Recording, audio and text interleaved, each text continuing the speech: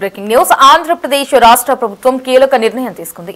రాష్ట్రంలో జోనల్ వ్యవస్థ ఏర్పాటుకు గ్రీన్ సిగ్నల్ ఇచ్చింది. విశాఖపట్నం, అమరావతి, రాయలసీమ జోన్ల ఏర్పాటుకు నిర్ణయం తీసుకుంది. విశాఖ రీజియన్లో 9 జిల్లాలు, అమరావతిలో 8 జిల్లాలు, ఇక రాయలసీమ జోన్లో 9 జిల్లాలు ఉండనున్నాయి. ఇక నీతి ఆయోగ్, సింగపూర్ సంస్థల ఆధ్వర్యంలో ప్రణాళికలు రచిస్తున్నారు. ముఖ్యమంత్రి చంద్రబాబు సారథ్యంలో స్టీరింగ్ కమిటీ సమావేశంలో ఈ అంశంపై ప్రధానంగా చర్చించనున్నారు.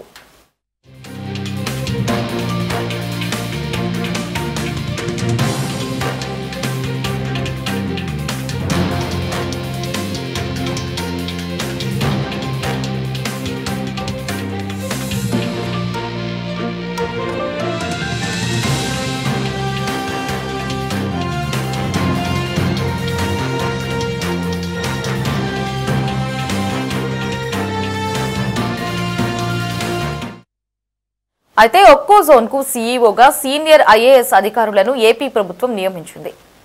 ఇక విశాఖపట్నం జోన్ కు సీఈఓగా యువరాజ్ ను నియమించగా, అమరావతి జోన్ కు సీఈఓగా మీనా, రాయలసీమ జోన్ కు సీఈఓగా కృష్ణబాబును నియమించనున్నట్లు తెలుస్తోంది. ఇక ఈ అంశంపై 1-2 రోజుల్లో ఉత్తర్వులు వచ్చే అవకాశం ఉంది.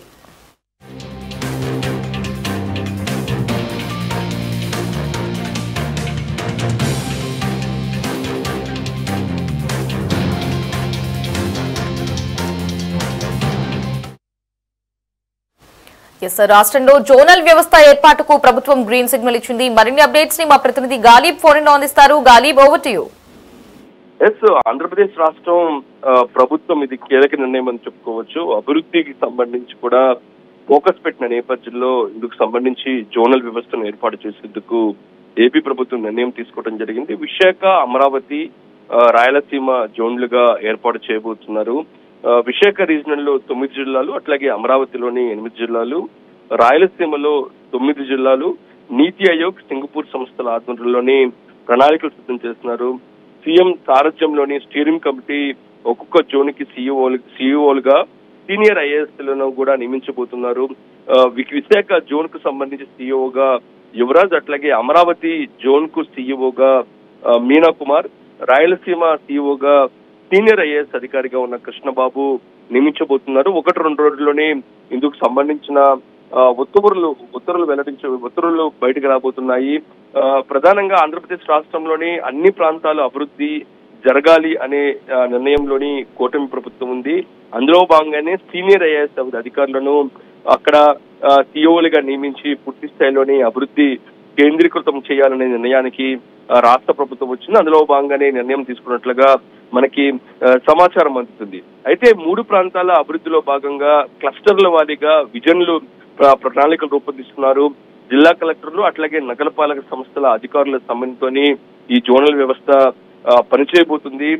ఇందులో ప్రధానంగా చూసినట్టయితే మనం విశాఖ ఎకనామిక్ రీజన్ కి సంబంధించి శ్రీకాకుళం, విజయనగరం, విశాఖపట్నం, అనకాపల్లి, అల్లూరి సీతారామరాజు, పార్వతీపురం, మన్యం, తూర్పుగోదావరి, కాకినాడ, డాక్టర్ బిఆర్ అంబేద్కర్, కోనసీమ జిల్లాలు ఉండబోతున్నాయి. మొత్తం ఈ 7 జిల్లాలు ఉన్నట్లుగా మనకి రాష్ట్ర ప్రభుత్వం వర్గాలు చెప్తున్నాయి.